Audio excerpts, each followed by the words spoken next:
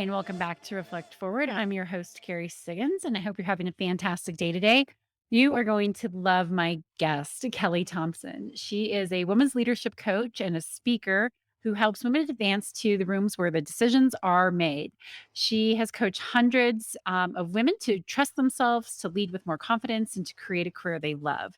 She's the founder of Clarity and Confidence Women's Leadership Program and is a Stevie Award winner for Women in Business Coach of the Year. She is the author of Closing the Confidence Gap, Boost Your Peace, Your Potential, and Your Paycheck, which will be releasing this coming fall. She is so much fun. We have a phenomenal conversation about imposter syndrome and believing in yourself. And I think you'll really enjoy meeting her. So hang tight and I'll be right back.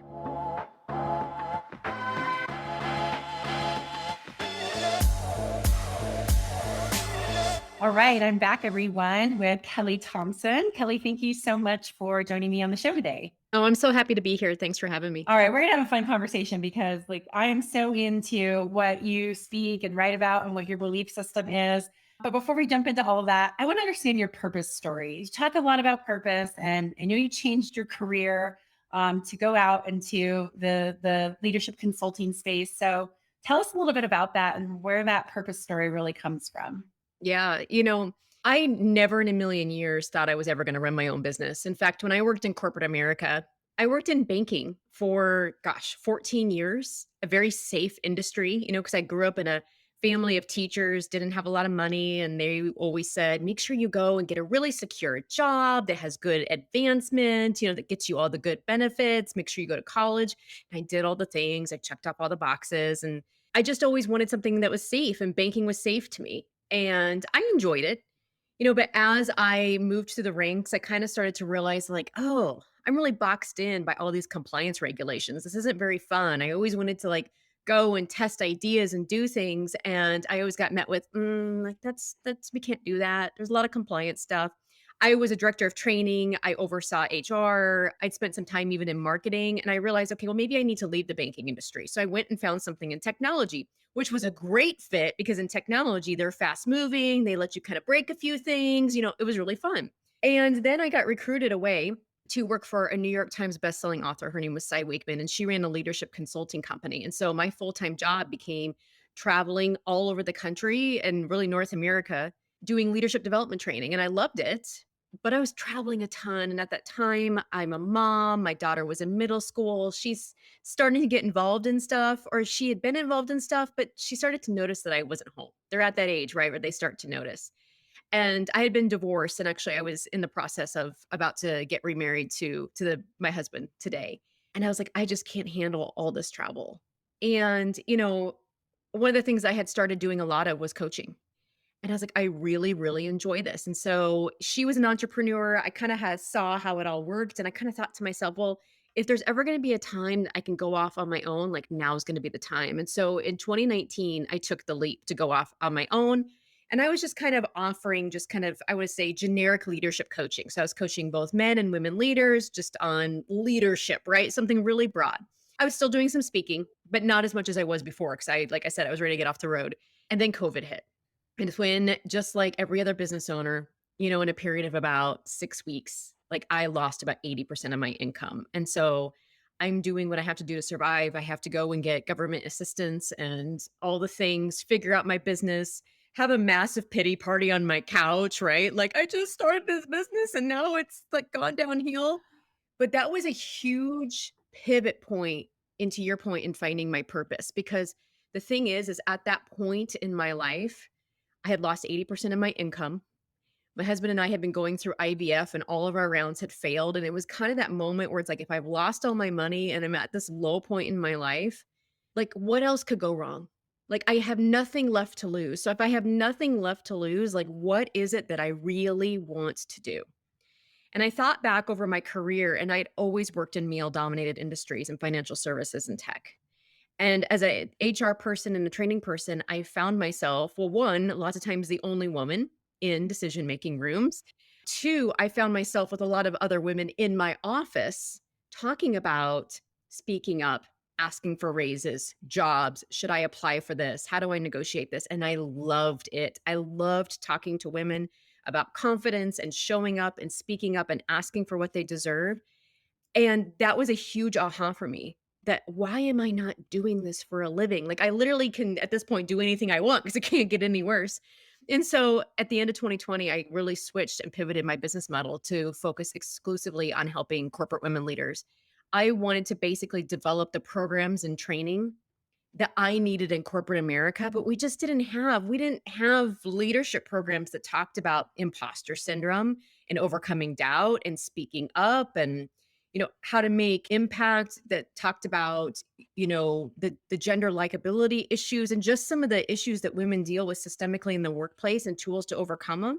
And so if there's nothing out there, I'm like, there's an opportunity for me to create that. And so I created that at the end of 2020, and my business totally rebounded. And I realized, wow, there actually is a market for this. And so since then, been coaching women one-on-one on women's leadership issues. I created a training program that addressed those issues, and then I turned that training program into a book. And so that's where we're at today. So COVID was hard, but to your question earlier, it really pointed me toward the reason why I can be in this business and actually have fun doing it. So Yeah. I just read an article that said something like 85% of female leaders feel imposter syndrome. And then in a different article, because I speak a lot about imposter syndrome almost took me down back in 2006 in my 20s. So I've done a lot of research on it, but that only 5% of companies actually have a program, have a way to teach managers how to talk about imposter syndrome with their employees. And I think that's a huge gap, right? And a huge opportunity. So why do you think it's so hard to talk about imposter syndrome? And how would you advise organizations to start making people feel more comfortable saying, hey, you have imposter syndrome, let's talk about it? yeah, I have maybe three thoughts on that. So the first one is someone who used to develop corporate leadership development programs. I used to teach management at university level as well. And here's the thing is, like, we've all grown up in a patriarchal work environment. And again, this is not about men. It's just that the world of work was designed by men for men. And honestly, if you think about the whole scope of just work life, women being in the workforce is still kind of relatively a new thing when you think back about how many hundreds of years we're talking about. And so a lot of the leadership development programs by default have all been what I call neck up leadership development. So how do we give feedback? How do we use our brains to process a P&L strategy, lean processes, like all that sort of stuff? We have never been comfortable talking about all of the neck down stuff, right? The things that you need to be good at to lead and be in tune with your heart and gut, things like emotional intelligence, courage, vulnerability, sometimes what people call soft skills, right? A lot of those aren't the typical neck up things that we talk about. So I just don't think that it's been on folks' radar. I don't think it's something we've ever been courageous about talking about. There's a sense of vulnerability that comes when we talk about feeling doubt. In fact, when I talk with a lot of my clients or I go into organizations, I even ask them the question, how much time do you spend every day just trying to squash any sort of doubt out of a process at all? And they're like, oh, all day long. Like, doubt isn't fashionable. But that's really, I think, what a lot of imposter syndrome is. And where I talk to women is I always say, yes, there's studies that show 70% of people experience imposter syndrome, 85% of women. You're more likely to experience it if you experience racial discrimination or you're expected to be stereotyped on your gender. But I think when we use the word syndrome, it like says there's a diagnosis. And I always ask, is a lot of our everyday doubt, just normal human healthy doubt, being rephrased as imposter syndrome? And so my call in the book that I'm writing and I talk about in my courses is, I think it's a both and. I think it's important to talk about women about naming what imposter feelings feel like, what doubt feels like, and giving them strategies to overcome it. And I think it's also important to have conversations with organizations to talk about what systemic issues are at play that perpetuate these imposter feelings. For instance, all male leadership teams, women or people of color not seeing themselves in the rooms where decisions are made. A lot of these things where people aren't seeing themselves perpetuate a lot of these imposter feelings. And let's be honest, that's a vulnerable topic. It's not easy to talk about those sort of things. If it was easy to talk about, there wouldn't be this perpetuating problem. So I think it's kind of a both and solution, but I think the more we normalize the conversation, the more progress we can make. Yeah, I completely agree with you. And I like what you talk about, doubt and imposter syndrome. And this is something that I really had to figure out because I think I mislabeled self doubt as imposter syndrome. Like, imposter syndrome was me trying to pretend to be, for the way it showed up for me, was me trying to pretend to be somebody I wasn't so that I created an image.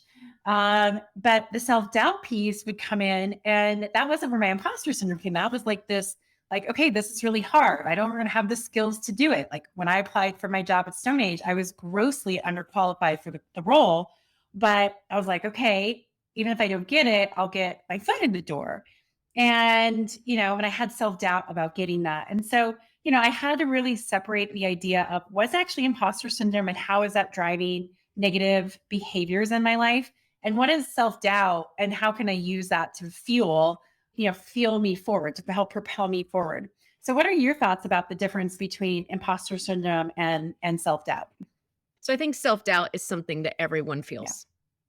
It's a very normal, healthy human emotion, and I have yet to talk with anyone, and you actually just articulated it, who didn't experience self-doubt before they took a really big step forward. Self-doubt is something that we feel anytime that we're stretching our comfort zone. The way I define imposter syndrome is it's almost a little bit like self-sabotage. It's a level of self-doubt that is so high and so intrusive that it keeps us from moving forward. It keeps us from applying for the job that we know we would love, but we're looking at it going, "Oh, I'm missing one little qualification." Imposter syndrome is, holding back on sharing your ideas in full, consistently meeting after meeting because maybe you're fearful on how it's going to land. I really see, imposter syndrome and, Pauline Clance and Suzanne Imes, when they defined it in the 1978 study, just said that despite women's, because the study was about women, many accomplishments, they just can't help but feel like they're being found out as a fraud. And that feeling systemically keeps holding them back from speaking up, from applying for things they're fully qualified for, from moving forward on their goals and dreams. And so that's kind of how I define the two.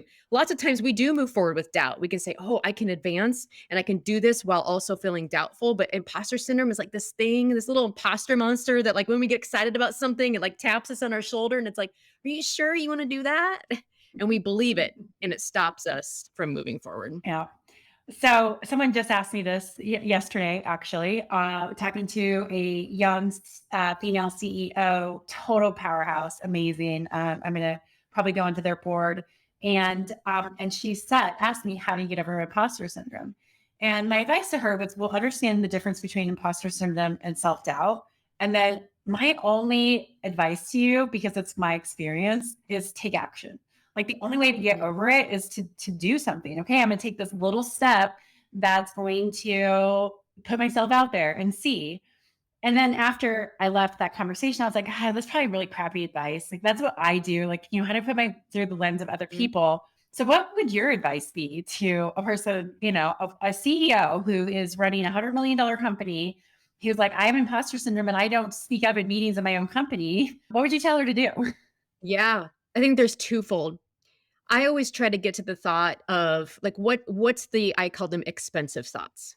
So I say expensive thoughts are thoughts that cost you in your peace, your potential, and in your paycheck. And so if I were coaching a CEO, I would say, tell me what the reason is that you can't speak up. Well, they might say something like, if I speak up, they might think this idea is silly. Okay, fair enough. And just really getting down is that not true? Is it true that when you speak up and share your ideas that people think you're silly? Like, most people can be like, "No, that's not true," right? And then it's like, "Well, let's flip it. Like, what's the opposite of that thought?" "Well, when I speak up, people think my ideas are smart." Awesome. Do you have evidence that can, over your life, you've spoken up and people thought your ideas were smart? "Well, yeah, like I'm the CEO of a company and I bring up good ideas and I make us money." It's like, "Okay, great. Let's keep that evidence file because I find that facts ease fear because we're all going to have doubts, right? We all have an ego that likes to get in our way, means well, tries to keep us safe, but it gives us lots of expensive thoughts like that. I'm not qualified. People will think my ideas are silly. What if I fail at this and then everyone knows that I'm just, a big old fraud and I never was worth anything anyhow, right?" Let's just question those thoughts to see if they're true because those thoughts are costing us. And so let's find a more valuable thought, a more freeing thought that actually boosts our peace, our potential, and our paycheck. And let's find evidence for it. Let's keep evidence for it. So that way, like when you have that recurring thought, because it'll still happen because you're human, It can be like, "Thank you. I appreciate you trying to keep me safe, but I actually have evidence that when I speak up and share my ideas, that people think that they're smart." And I would say too, if it continues to persist, because I experience this, I feel this way every time I go on stage to speak. And I've been a corporate trainer for over 15 years, and I still get sweaty armpits, jitters, like all the things, right? So, yes, I do need to kind of, calm my system down, do some deep breathing, but I think what helps me the most is just naming it. Like, really just noticing it with a ton of compassion, being like, "You know what? I noticed that I'm feeling really impostery right now. My imposter monster is coming for a visit." And really then I've named it. And even going deeper, you know what? This is just doubt, it's excitement, it's a little bit of insecurity, a little bit of nervousness, and then just normalizing that, like, 70% of people experience imposter syndrome. Like, there's somebody somewhere else right now feeling this way. And then, like, reframing it. So noticing it, naming it, normalizing it, and then just reframing it, saying, "You know what? This is what growth feels like." Stretching your comfort zone always feels a little bit uncomfortable, and I think normalizing it, especially now that so many people are talking about it, at least for me, is really, really helpful. Like, even this conversation, like, this is so normal, and I can still show up and take action on what I need to do while also feeling a little bit doubtful. I can do the things I need to do while also feeling a little doubt, and it's okay. Yeah, totally. So in the pre-show, we were talking about Three Ring Circus. So for listeners, Three Ring Circus is put on by a bunch of four really phenomenal, like highly booked, highly paid speakers, and you go and you learn about the speaking business. And I was there, and I had that imposter syndrome. It was like I don't belong here. Like these people make millions and millions of dollars a year speaking. I'm a CEO. I'm going to speak, but it's never going to be my main business. This is overwhelming. Like, I can't possibly be like this. And it was really overwhelming while I was there. And I was really uncomfortable, like volunteering for things because, to get up there and to practice in front of my peer group because I was completely filled with like, I suck. I'm going to be the worst person here. And so I had to go home and grapple with that because I worked a lot on imposter syndrome and the negative places that it has taken me.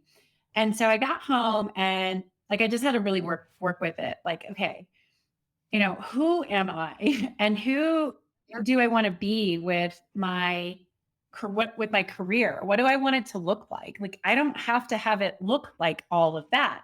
And how do I take this and make it my own so that it is authentic, it is me, and I don't feel overwhelmed by trying to be something that I'm not, trying to put myself into that framework. And that really helped me be able to say, okay, here are the three things that I'm going to do that take action piece of it to make it my own, so that I feel more comfortable in my own skin about growing in my speaking career, even though it's really intimidating.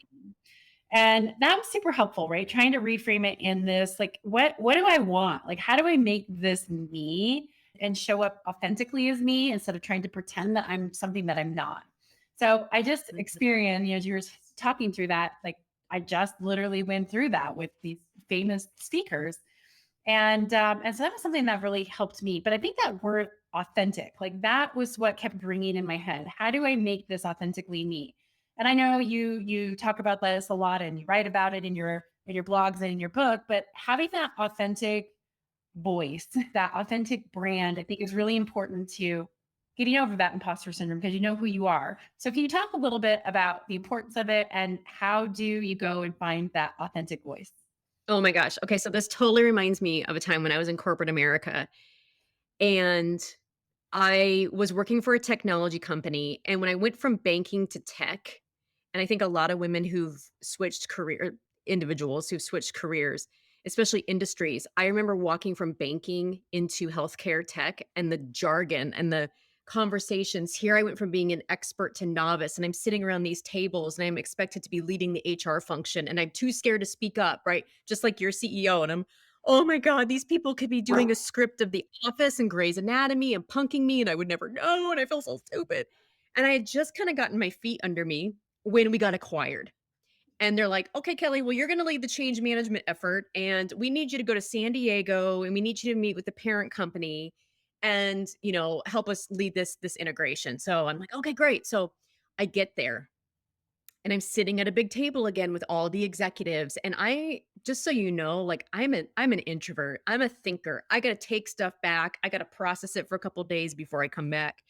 And so I'm sitting on this table with a very extroverted company, very outgoing, gregarious, all these sorts of things. And so, same thing, I go home and I'm in my hotel room and I'm like, why am I here? I'm going to be found out. I have nothing to offer and I'm not like these people. They're all funny and they know the right things to say. And then I was like, oh, wait a minute. Like, what do I know for sure about me? And, like, in that night in my hotel room, I'm like, "Well, what do I know for sure about me?" Well, what I know for sure about me is that I'm an HR and employee training expert. And I thought to myself, "Well, what I know for sure about me is, yeah, I'm an introvert. I have to take things and think about them and come back, but that also means I know how to ask really good questions." What I know for sure about me is that I'm here representing my entire staff back in Nebraska. What I know for sure about me is that my CEO appointed me to be here, so there's a reason. And so to your point, it's really like starting with the first question is what do I know for sure about me? Like what makes me unique? And when I learned to own that, just like as you I think learned to say it, it was a huge aha that I could go back in the room because I was there for 2 more days to go back in there and be like, "Wait a minute, I don't have to be the extrovert. I can show up, I can ask thoughtful questions. I'm here representing employees. So how do I speak up on the change management issues that affect our employee benefits, our comp, all these sorts of things?" And then, when I learned to ask the question, what do I know for sure about me? I could ask myself a second question, which is, what do I value here? Like if I could think of 3 things that I value in my 3 days in this change management thing or in this change management process, what is it? And I thought, well, I value learning. I want people to learn what's going to happen. I value transparency. And I think I thought of one more thing. I wrote about it in my book, but I think it was something to do with creativity. Okay, well, how am I asking questions or taking things away based on my values? How am I, fostering transparency and honesty and creativity in this process? And so then I could ask myself a third question, which is, okay, well, then what's mine to say? Like in those moments when I think about what do I know for sure? What do I value in this process? Then how do I know when it's time for me to speak up? Well, when those conditions have met, it's probably time for me to say something. And so, like, that was really helpful for me in terms of a process to really speak up and amplify my voice because otherwise it's really easy for me just to sit and not say anything. Yep. Nope. I totally understand. So I am on the board of association in my industry, and I've been on it for 12 years. And I definitely studied my company. Like we're the disruptors in this industry. We're pushing so much technology and really, really committed to making it a safer, more efficient, more technology driven industry. There was always this person on the board who I felt stifled by, right? I mean, I've had one-on-one conversations with him where he's told me, you're really aggressive. Okay, well, I don't think that, but maybe. Mhm. Okay, I'll take that feedback. Really glad that we have you. You do the most work of anybody on this board, but I will tell you, I'm so glad we don't have two of you. So it was just like this constant putting me in my place. And I am a pretty powerful person and a self-confidence person, but I found myself literally just saying, my opinion is not valued. I'm going to be labeled as aggressive or annoying. And so I'm just going to stop saying anything because it's not valued. And, maybe I should just go do other things that people care about. And so recently we've had a big leadership change within the board and everything got reshuffled. And it's amazing because just that one person now gone, Mhm. removed out of that leadership position has opened up this whole new level of conversation and dialogue at the board level. And I'm so much more comfortable, even after 12 years on the board and driving so much of the change, to speak my mind and to say, here's what I think, and really being able to have positively influence the board. And, Mhm. I reflect on it, especially as you were just telling the story of like, God, all of this work I've been doing, I've been CEO for 15 years. I have certainly earned my spot on that board. Mhm. And one person can really just trigger that where you say, I'm not going to say what I think. It's not valued. And Yeah. so what advice, have you ever had that happen? And what advice would you have for people who have like that person, right? That it's like, I'm Yeah. confident, I don't have imposter syndrome, except for when I'm just dealing with this person. Yes. So I didn't get the aggressive one. Mine was, you are really Yeah. direct, sometimes blunt. And I've been told that since I was a little kid. Again, I'm introverted. If anybody knows the Enneagram, I'm an Enneagram 5 and I am an INTJ, it just means there's just not a lot of emotion in my approach. And so, like, I see things and I say things. And there's not a lot of like stopping and thinking about, oh, how's this going to land on people? I remember I was working for this COO. I was like his HR person, and we sat down and we had a meeting. We're talking about, org charts and all the things and just some HR decisions. And he's about to leave and he turns around and he's like, you're really direct. And a lot of people aren't going to know how to handle you. And he just leaves. I'm like, thanks. Like, yeah, what do I do with that? And so it's little comments like that that make you a little bit self conscious. Now, the interesting thing about him was that he came back and he was always really supportive of me and my career. But I've been in meetings, though, where people have made comments like, hey, whoa, you're really pointing some stuff out here. And what I often tell women, because I have a lot of one on one clients, and I think women, this just really goes back to a lot of the gender likability research, in that men are typically asked and rewarded for being aggressive, assertive, direct. Like, I've actually sat in leadership trainings where people give each other feedback, and the men are told to be more direct, more assertive, more aggressive, and women are told to be, you really need to be more collaborative. You really need to soften your approach. Just some of these gender likability norms really persist. And so when I have clients, and even for myself, like, who come to me and say, oh, I've been told I'm too aggressive, and it usually comes from a man. And I say, well, if you were a man, would they tell you that? And the answer is usually no. Right.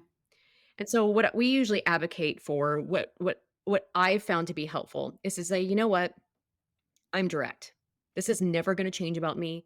I popped out of the womb direct. Like, I've been direct since the day I was born. So for me to turn into like this really mushy, sensitive person, it's just not going to happen. So how is my directness my superpower? And, like, that's what I would ask you is, like, how is your aggressiveness your superpower? How has it allowed you to get things done? How does it allow you to make change in the world? And if you need to blend that with your approach, blend it with your values. And so for me as an HR person, my directness made me effective because I had to lead really hard change management activities that sometimes had to deliver bad news, or we have to tell people their benefits are changing. And so my directness and my transparency between my CEO and the teams was an asset. However, I had to stop and learn to ask myself, okay, how can I blend my approach in alignment with my values? And so, if some of my values are love, respect, family, creativity, and learning, how can I be direct and loving? How can I be direct and respectful? And for my clients who are like on the other end of the spectrum, who've always been told, you are just too sensitive. You're too sensitive, right? It's like, all right, your sensitivity is your superpower. Let's explore how that served you. And they can usually find lots of reasons. Well, you know what? How can you maybe be, sensitive and honest, or sensitive and balanced? Like, what's important for you so that you can accomplish the things that you want? So, have you learned to be something aggressive and something? Yes, definitely. So I'm a 3 on the Enneagram, which is achiever, right? Ah, So it's a yep. drive. Well, that's why it doesn't feel aggressive to me, right? It's just like I'm just driven. But Yeah. but Well done. I know, right? But I'm a 2 wing. And so I really do like harmony and helpfulness. And I think it's probably, what's balances me from like not being like a complete asshole 3. Um Sorry for the cussing, but that's a No, that's better way to awesome. put it. To, having that more of that balance and diving into the Enneagram is by far my favorite assessment because of the level, like learning about moving up the levels of health. And I've really been able to Hmm. pull on that 3 of like I am so empathetic and compassionate and want to help people. And so when I look at it through the lens of, okay, I want to drive and get this done, but how do I bring other people along with me and make them feel good about it and feel part of the team? That's where it's really balanced me. With that particular person on this board, he wasn't interested in being on my team, and that was hard, right? Because that was where then I just got shut down because I couldn't take my drive, my aggressiveness to get stuff done, and bring in my team building efforts because he was just blocking me, right? And that was Mhm. really frustrating, right? 'Cause this just Yeah. and it's just like and then it's like, is it worth it, right? Is it worth it Yeah. at this point? You make Um, a great point. There's just some people we can't win over, and mhm. that's okay. Yeah, I have this card, and I know you can't see it for those of you on the podcast, but, I'm showing Carrie, and this card just says, "Let them be mad." And sometimes there's just some folks who aren't gonna be on our team. There's some folks who aren't driving towards the mission we're driving to. There's some folks who aren't gonna agree with my position on things, and that's okay. Sometimes, if they're not on my team, I can just let them be mad, and that's okay. totally, totally. Yes, such great advice, and I'm so glad that you said that because I always want to try to get people to be happy and on board. And sometimes it's Yeah. not going to happen, and you just have to like It just doesn't happen, and let me just tell you, I learned the hard way that that doesn't always work to try to make people yeah. happy. Yes, me too. But maybe that's another podcast. It is. We could do an entire podcast on codependency in the workplace and how trying to make others happy and leaving yourself and your preferences and your true self behind can lead you to misery. Oh, And I will be I exhibit have A for you. I have a story for you. Okay, yes. Maybe we'll do that again. And like after your book comes out and you're going to Yes. do more promotional stuff, let's come on and let's actually talk about that because I think that's a pretty powerful conversation and one that lots of leaders face. Oh, the people pleasing. I Yeah, know. I know. definitely, definitely. All right. One of the things that you write about is why your flaws are your biggest leadership gift. I so believe this. Mhm. My biggest flaw need to be recognized. Part of my three, what drove me to addiction and almost ruining my life was feeding that. And I learned how to turn that into my biggest leadership gift and a superpower.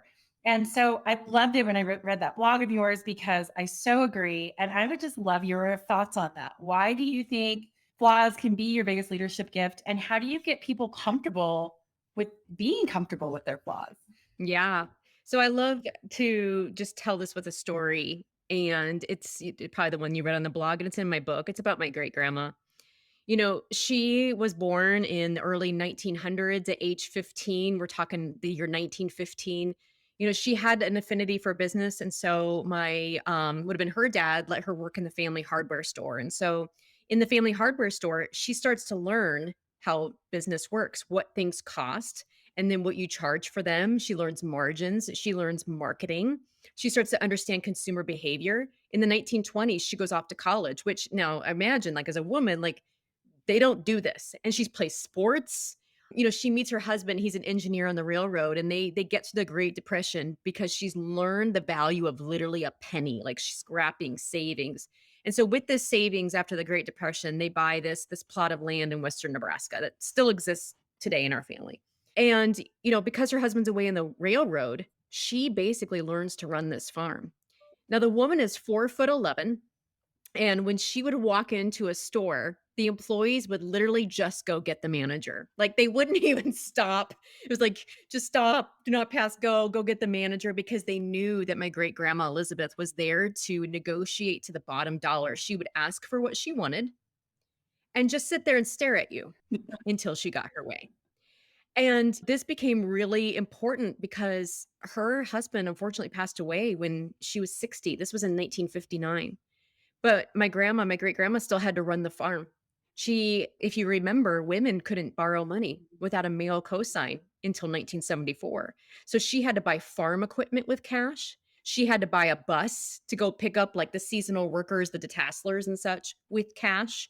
She had to run this entire farm, 1,000-acre farm operation on cash.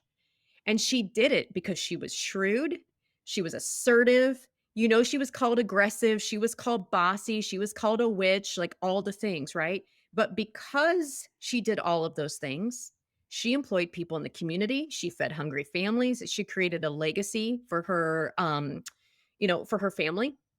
And so, when I really think about how can our flaws be our greatest gifts, I always ask women, like, what have you always been told that you're too much of?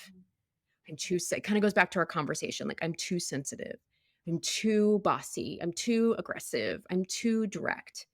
Well, how could that flaw, right, actually be your greatest gift? And are you using it in a way that is helping you move closer to what you want to accomplish in life? Because I think you bring up a good point. Sometimes if we use our flaws and we don't have a lot of, self-awareness around it, it could take us down a different path. But it's really asking ourselves, well, what do I want to create in my life? And then how am I going to use, my so-called flaws to achieve that? How is that actually my superpower? And I think it's just really reframing that. And I think it's, tempting to kind of want to hide them. But, I know for me personally, when I spend a lot of time and energy trying to smother down my directness, I burn a lot of calories. It's exhausting. Like, I don't know about you, but was it really exhausting being in those board meetings and showing up Horrible. not as your true self? Horrible. Horrible. I hated it. It was Horrible. miserable. Mhm. I always say too, I think a lot of the reason why we're so burnt out at work is because we can't just be Exactly. ourselves. And so, in the spirit of letting them be mad that you're not showing up in gender likability norms, like, how is your flaw actually your greatest gift and what does it allow you to do? Yeah. And if you need to blend it with your values so that you can kind of, be flexible in your approach, like, that's also a really great opportunity to say, well, I'm not just going to be direct and blunt for the, sake of it. No, like, I have some goals that I want to accomplish. So how can I use my values and my so-called flaws to help me achieve a greater purpose? Totally. And so is that what you would say your biggest flaw is your directness? Directness, Yeah. bluntness, calling things like they see Yeah. it. My biggest flaw to I have lots of them. Okay, so another one of my flaws is that because I'm an Enneagram 5, I can spend a lot of time and energy in thinking, information gathering, preparing, that sort of thing, which again can be great because I have a lot of information on the people I serve and I come prepared for things, but it can be a huge liability because if I'm not careful, like, I am all input and no output. Mm. I can, like, consume, consume, consume, consume, and be like, "Oh, I haven't actually done anything." And that really bit me in corporate because I would prepare, I'd research, I'd prepare, I'd research, and then I would realize a month would go by, and I'm like, "Oh my gosh, like, I haven't told anybody what I'm working on. I haven't rolled out anything." And so then I would kind of, like, procrastinate a little bit because of that. I was yeah, so that was an still to this day, if I'm not careful, is a really big Achilles heel. It's a strength because 'cause I'm always well researched and well prepared and those sorts of things, but it can be an Achilles heel if I'm not careful. Yeah, thanks for sharing. It's a great example. Great example. All right, so two more questions, and then let's talk a little bit about your book. So, the name of this podcast is Reflect Forward. What does Reflect Forward mean to you? I always think when I think of reflect forward, I think of, like, a practice that I do every quarter. So every quarter, I ask myself 3 questions. What do I need to stop doing? What do I need to start doing? And what am I doing well that I need to continue to do? And so when I think about reflecting forward, I always love thinking about, okay, where do I want to be by this time next year? And then like reverse engineering it and walking it back. Well, if I want to be in a certain place by this time next year, I need to reflect on what didn't work, what is working, and then, really where do I need to get into action? And that's what do I need to start doing is a really important question for me because again, I can just kind of get into inputting and information gathering mode and need to remember like, Kelly, you got to be courageous. You got to take action. If you want to think to get forward, yes, you can reflect, but you don't need to spend all your time there. You actually have to take some brave next steps. I love that. So mine is stop. What do you Yeah. need to stop doing? Because I'm the opposite. I can just add, add, add, add, add, and then I'm not getting anything done because I have too much, or I feel super stressed because I'm still getting all of Mhm. those things done, but it's not enjoyable. And I start to feel resentful and things like that. So I love those questions too. And I always start, what do I need to stop doing? Because I am the opposite. I will totally make a decision without a plan. 100%, no problem. Yes, let's Mhm. say yes. Not me. As a 5, I'm all about energy. Do I have energy for that? Do I Yeah. have energy for that? Do we have energy for that? And so, yeah, I'm like, Kelly, like you need to get out in public. You need to go make new connections. And so, yeah, it's so funny how all these little like quirks kind of get exposed when you really kind of ask yourself those questions. I love it. I love it. That's a great answer. Thank you.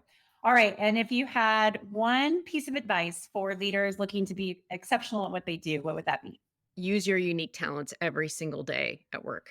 End of story. Like, I think so many of us, myself included, where I got off track in corporate or in any leadership is when I followed the money and the title. 'Cause I thought that's what make would make me happy. Because I was told that was gonna make me happy, and I've never been more miserable in my life. Even early on in my business, when I was making money, I wasn't doing actually what I love to do. But I've every time, even if it included a pay cut where I took a job that allowed me to literally like geek out at work and use my best talents. I was so energized. I was so happy. All of my energy levels were totally different. And I was able to like make real change.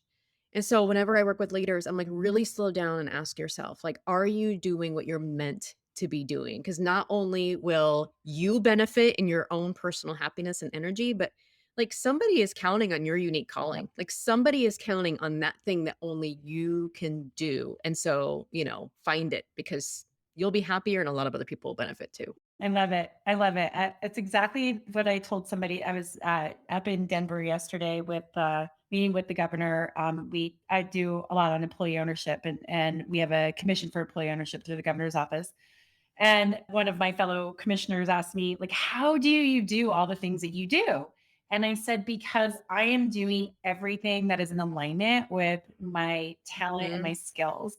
And so I can be super efficient because I love what I do all day long. It's not like I've got to mhm, get this done. I've got to get this done.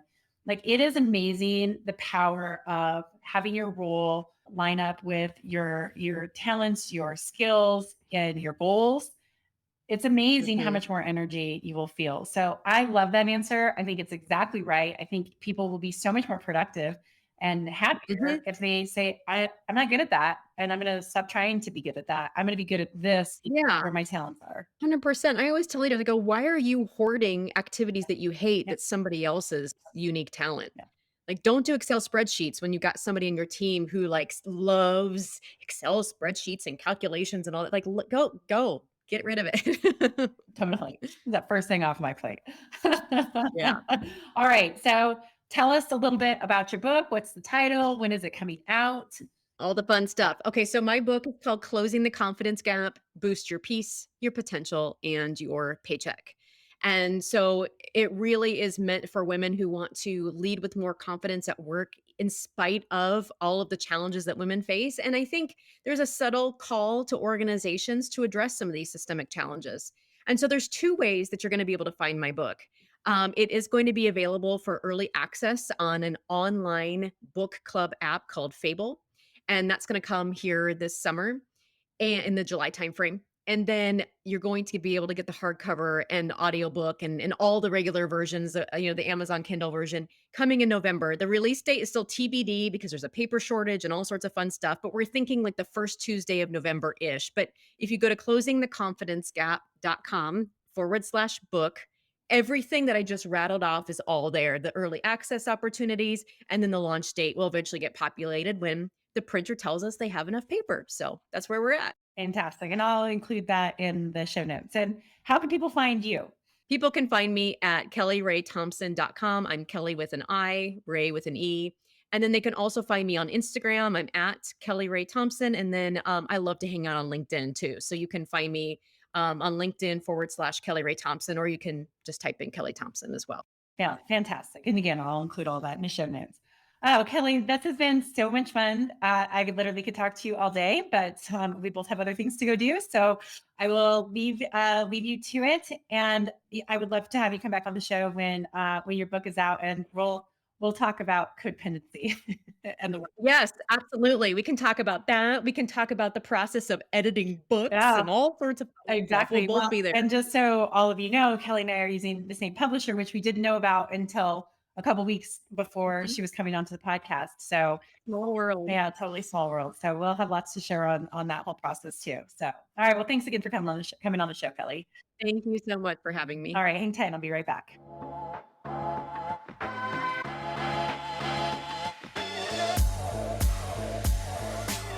All right, I'm back, everyone. Hope you enjoyed that session. I look forward to having Kelly on the show again after her book is out to talk about workplace codependency and what leaders can do about it. I think that'll be really interesting. All right, with that, I will leave you. I hope you have a great day. And if you like this podcast, please like it, write a review, rate it, subscribe to it, share it with a friend. It's always good for the algorithms. Thanks so much.